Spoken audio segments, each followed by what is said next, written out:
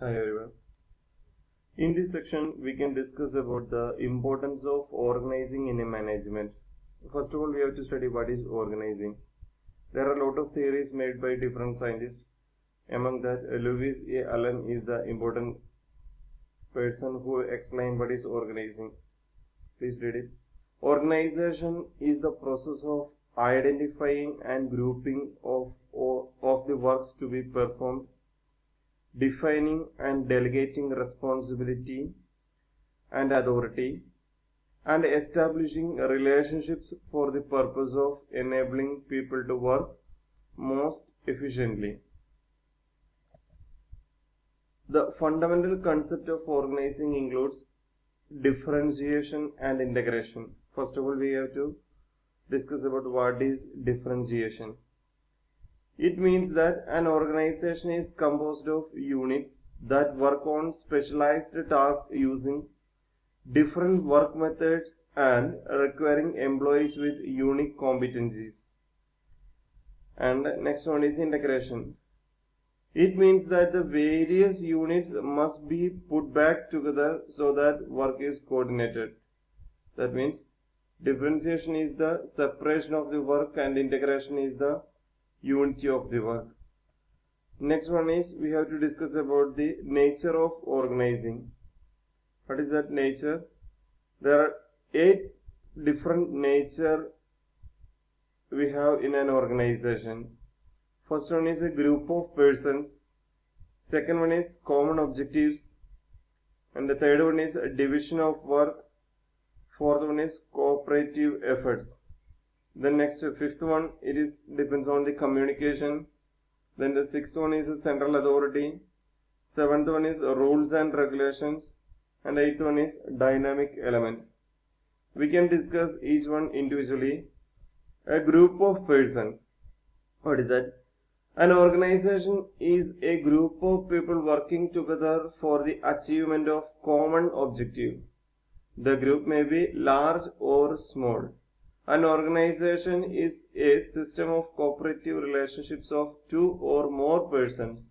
So, in every organization there is a group of persons. We need to set up each person for a particular task. Then next one is a common objective. Every organization has a common objective distinct from personal objectives of the member. Common objectives. Every organization has a common objectives distinct from personal objectives of the member. The common goal is the basis of cooperation among the members. The objectives of the organization are made explicit. So that means in every organization there will be an objective and we have to work for that particular objective. The next one is division of work. An organization comes into existence when the total task is divided into the members of the group. Division of work is necessary not only because one individual cannot do all the work, but specialization results in efficiency and effectiveness. Each person or every person can do all work is a failure thing. So each person has different ability. So each person can do their skilled work accordingly for the organization. The next one is a cooperative effect. The members of an organization are willing to help each other for the achievement of desired goals. Cooperative relationships are stabilized both vertically and horizontally among different units of the organization. Then next important point is communication. People who come from an organization communicates with each other in order to integrate or coordinate their efforts. The structure must be such that people can perform together efficiently. If the proper communication will not occur, there will be failure in the objective. So, communication is important in the nature of organizing. Next one is a central authority. In an organization, there is a central directing authority. there is a central directing authority which controls the concentrated efforts of the group. So there is a spelling mistake. The chain of authority, responsibility, relationships is known as the chain of command. Then after that, last 2 points, that is rules and regulations. For orderly and systematic working of the members, rules and regulations are laid down and enforced by the central authority. These rules and regulations are governed by that particular central authority. And the last point is dynamic element. An organization is not a mere mechanical structure but a living organizing arising out of the sentiments, attitudes and behavior of the people. The people are the material of construction that holds the structure together and gives it vitality. The next one we can discuss about the different importance of the organizing. First one, organizing facilitates the administration. Second one, encourages growth and diversification. Third one is optimum use of technology. Fourth one is stimulates innovation and technology. Fifth one, encourages good human relationships. Sixth one, ensures continuity of enterprise. And the last one is the coordination. So we can discuss each one individually. Facilitate administration. Achievement of the objectives of an enterprise by providing a framework of coordination and control. It provides a system of authority and network for effective communication. Individual goals can be coordinated towards group goals. The properly balanced organization facilitated both management and operation of the enterprise. That means the organization will help to facilitate this organization will help to facilitate the administration, and it encourages the growth and diversification. I can read the following matter, that is, it has enabled organization to grow and expand to giant size.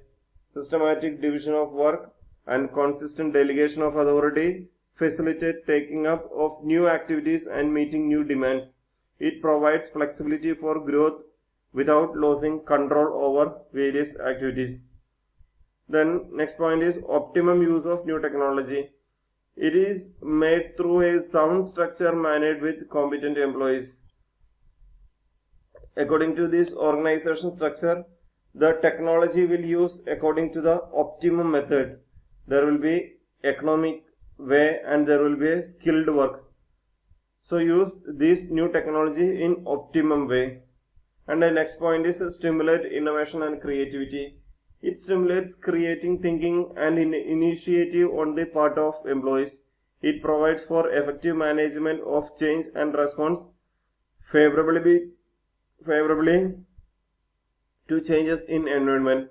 It provides recognition for the professional and the specialist in terms of their achievement. Then next point is encourages good human relations. The assignment of the right jobs to right person improves job satisfaction and interpersonal relationships. Well-defined jobs are clear lines of the authority and responsibility ensure good human relationship. Then next point is ensures continuity of enterprise. It provides scope of training and development of future management. It provides avenues for development and promotions through delegation and decentralization. The last point is coordination. It facilitates in order to cohesiveness in the enterprise, division of labor, better utility of technology and human talent helps to improve the efficiency and quality of the work. Clear channels of communication among the members of organization leads to coordination. Then the process in organization. First one is the identification of the activities. Then second one is the grouping of activities. Third one is the delegation of authority. And the fourth one is the assignment of duties.